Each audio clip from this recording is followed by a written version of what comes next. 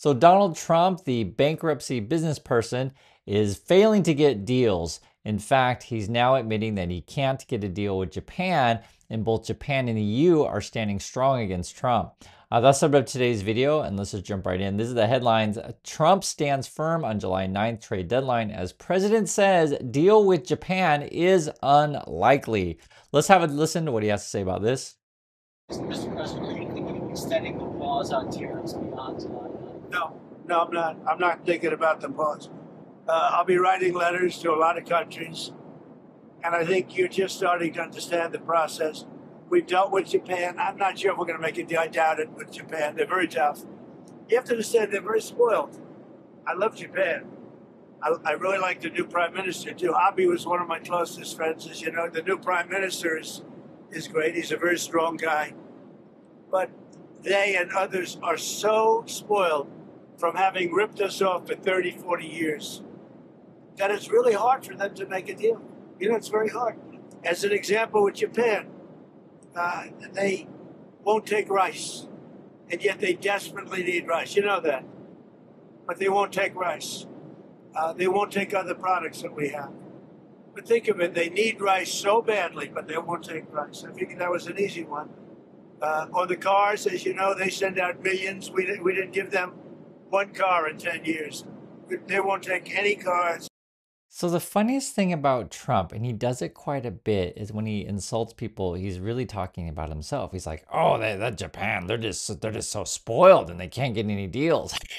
Like if you understand that Trump's like basically a spoiled, kid that can't get his way, and he starts kicking and screaming, right? You know those kind of kids, you'll see him in the grocery store, "Mommy, why can't I have the lollipop?" And the mommy's like, "All right, shut up, kid," right? Like that's basically who Trump is. And the other thing that I thought was kind of funny about this is you see like Karen Levitt kind of sort of peeking in the background there. "What's going on there, Trump?" I know it's serious, but it's like this is a total clown show. It's obvious, and it keeps getting worse. Now, I honestly don't know how long this can continue. I knew Trump was deranged, but you just see him spiraling. Donald Trump threatens to raise tariffs again on Japan. Good luck with that. And then he's just start going off about, "Well, I'm going to send him a letter, a nasty letter, this." This is Bloomberg. Japan's trade strategy tested as Trump pushes for quick deals. And you have to understand who Trump is, okay?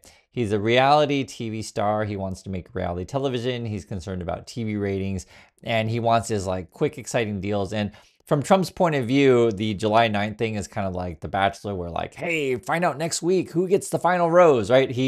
He's thinking in terms of TV show. And if people don't want to be on his TV show, Japan's like, "I don't want to be in your TV show." And EU's like, "I don't want to be on your TV show. Like, what the F are you talking about?" Then he gets upset. He's upset when people don't want to play part of his TV show. This is Trump tweeting out also to show how spoiled countries have become with respect to the United States of America. "And I have great respect for Japan. They won't take our rice, and yet they have massive rice shortage." In other words, we'll just be sending them a letter, and we'll have them as a trading partner for many years to come. All right, let's send more letters. This is Trump here talking about the letter stuff. I'll write him a letter, say we thank you very much, and we know you can't do the kind of things that we need, and therefore you'll pay a 30%, 35%, or whatever the number is that we determine, because we also have a very big trade deficit with Japan, as you know. And it's very unfair to the American people. So they maybe will be happy, they maybe won't be happy. But some countries we won't even allow to trade. But for the most part, we're going to determine a number, just very simply write them a nice letter, probably one page or a page and a half at the most. And it's going to be essentially congratulations. And it's going to be an honor to allow you to go and do business in the United States of America, because it really is an honor to be able to do that. As Trump says, it's an honor to do business, right, with them. And I mean, and this is actually the struggle for anyone who, has any kind of intelligence or any sort of sanity. Like, how do you talk about Trump when he's clearly deranged? I mean, it's obvious. I don't think I've ever heard a president talk like this of like, "Well, I can't seem to get a deal, so we're just going to send him a letter, and it'll be an honor to get my letter." I don't think I've ever heard this kind of stuff. I want to go over a couple things too also with this. It's very similar when we talked before. You can find my other video on this, on say Australia. In Australia, just for example, Trump say wants to sell American meat to Australia, but Australia has standards. They're just like, hey, your food doesn't meet our standards. We can't trace where the beef comes from, say from birth all the way to market. We want to, see the whole history of said thing. We don't necessarily want chemicals in the meat, so we're not taking it. And from the Trump people's point of view, is like, why don't you take our chemical meat? Like that's everyone else takes our chemical meat, right? That's just what we're talking about here. Or the car situation is kind of a weird one. Also, just to be clear, if you want to sell products in another country, make good products. Make products that people want to buy, right? For example, people buy iPhones all around the world. I have an iPhone. I like my iPhone, right? I always use the iPhone as an example. I like my iPhone. I buy Apple computers.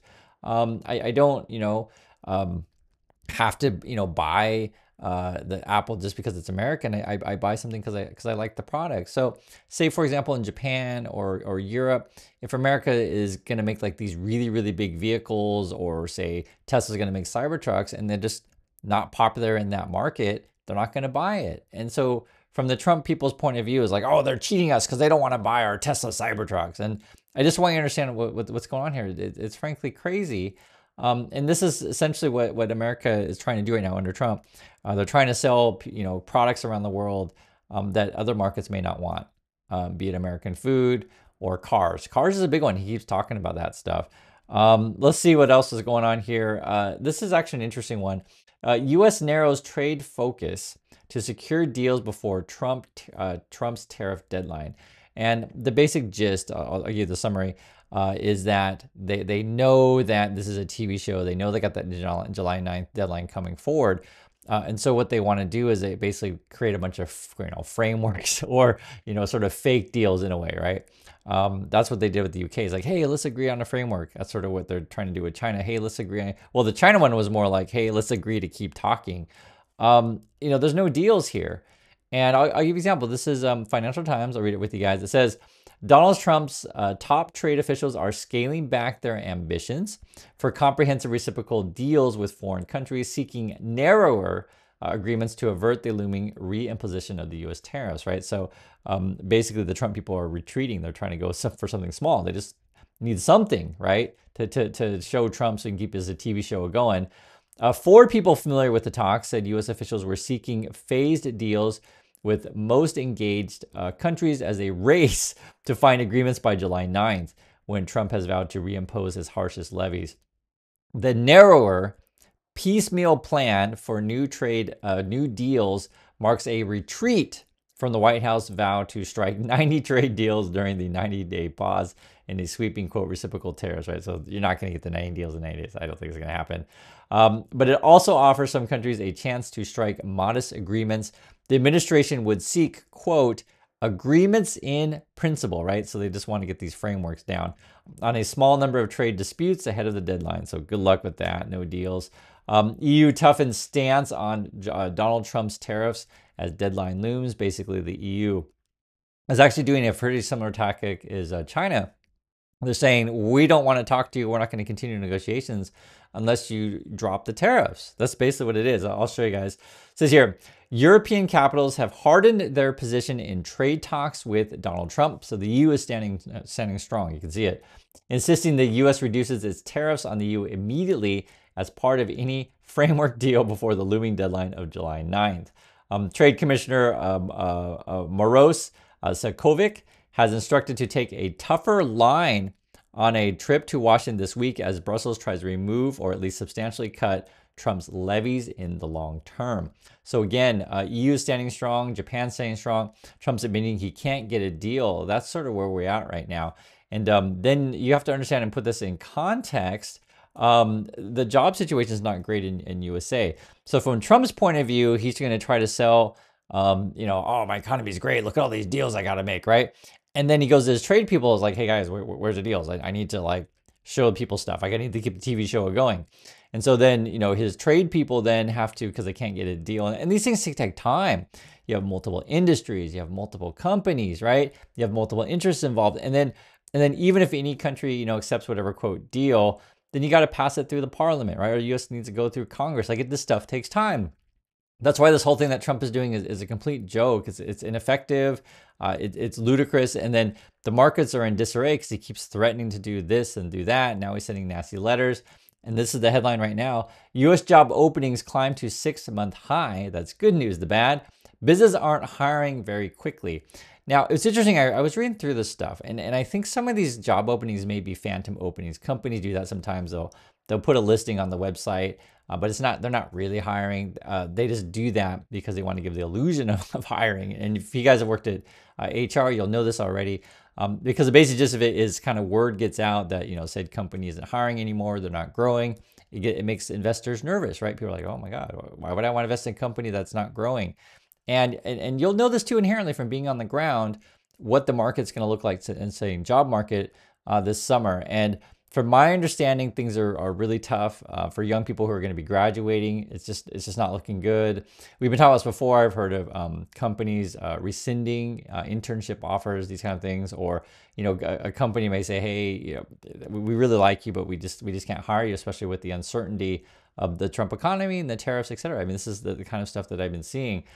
You also see this stuff as well, which is directly related, is talk of stagflation. Now, this was actually an opinion piece. It was written by Joseph Brucelis, and he's making the case that this is a different stagflation that we saw in the 70s because U.S. has more energy and a little bit more energy independent this time. So it's not necessarily an oil crisis, but he's making the case that it's more of a home crisis.